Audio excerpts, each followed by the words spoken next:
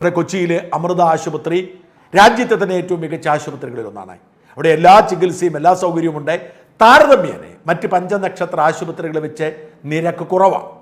മറ്റ് ആശുപത്രികളിൽ നിരക്ക് വെച്ച് നോക്കുമ്പോൾ അമൃത ആശുപത്രിയിലെ നിരക്ക് കുറവാണ്. അതേസമയം ചികിത്സാ രീതി വളരെ ഉയർന്നതുമാണ്. ഈ ആശുപത്രിയുടെ പുതിയൊരു ശാഖ ഡൽഹിക്ക് സമീപം ഫരീദാബാദിൽ ഉയരുകയാണ്. നിർമ്മാണ പ്രവർത്തനങ്ങൾ പൂർത്തിയായി. ഈ മാസം 24-ന് പ്രധാനമന്ത്രി നരേന്ദ്രമോദിയാണ് ഉദ്ഘാടനം ചെയ്യുന്നത്. ഹരിയാന മുഖ്യമന്ത്രി, ഹരിയാന ഗവർണറൊക്കെ ഉദ്ഘാടന ചടങ്ങിലുണ്ട്. അതിന് കുറേ ദിവസം മുമ്പ് ഈ മാസം 19-ാം തീയതി ഈ ആശുപത്രി പരിസരത്ത് ഒരു വലിയ ഹോമം നടക്കുന്നുണ്ട്. ആ ഹോമത്തിൽ 108 പുരോഹിതർ നേതൃത്വം കൊടുക്കുന്നു.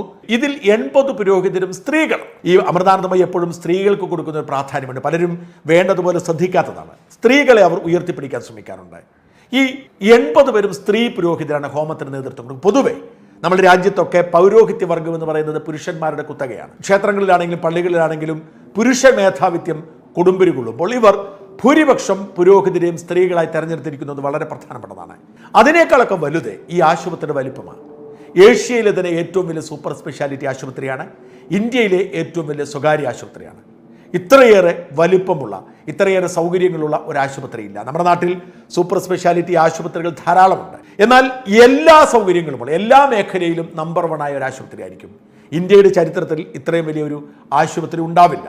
വലിയ വാർത്തയാണ് അവിടെ നിങ്ങൾക്ക്. അവിടുത്തെ ബില്ല് എത്രയാണെന്ന് എനിക്കറിയില്ല, ചെലവെത്രാവുമെന്ന് അറിയില്ല. പക്ഷേ എല്ലാ അത്യാധുനിക സൗകര്യങ്ങളും ഇന്ത്യയുടെ തലസ്ഥാനമായി ഫരീദാബാദിനെ മാറ്റും. ലോകത്ത് മറ്റൊരിടത്തുമില്ലാത്ത അത്യാധുനിക സൗകര്യങ്ങൾ ഇവിടേക്ക് വരും.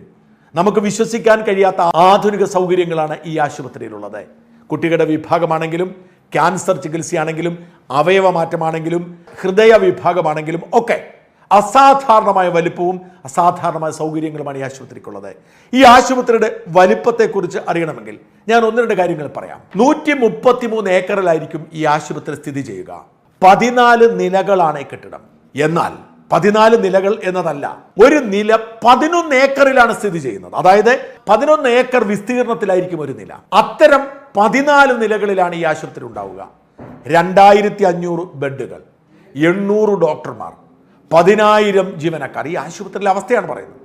നമുക്ക് ചിന്തിക്കാൻ കഴിയുന്നതിനപ്പുറത്തേക്ക് വലിപ്പമുള്ള ആശുപത്രി. 534 ICU ബെഡുകൾ, 64 ഓപ്പറേഷൻ തിയേറ്ററുകൾ, അങ്ങനെ എല്ലാ സംവിധാനങ്ങളും 1 കോടി ചതുരശ്ര അടിയിലെ ഈ ആശുപത്രിയിലുണ്ട്. ഇത്രയും വലിയ ഒരു ആശുപത്രി ഒരുപക്ഷെ ലോകത്തെവിടെയെങ്കിലും ഉണ്ടാവും ഞാൻ കരുതുന്നുണ്ട്. എന്തായാലും ഇന്ത്യയിൽ അങ്ങനെ ഒരു ആശുപത്രിയില്ല. അസാധാരണമായ ഒരു ആശുപത്രിയായിരിക്കും അമൃത ആശുപത്രി. അസാധാരണമായ ആശുപത്രിയിലെ ചില കാഴ്ചകൾ ഞാൻ പ്രേക്ഷകരെ കാണിക്കുന്നു. നമുക്ക് അഭിമാനിക്കാം.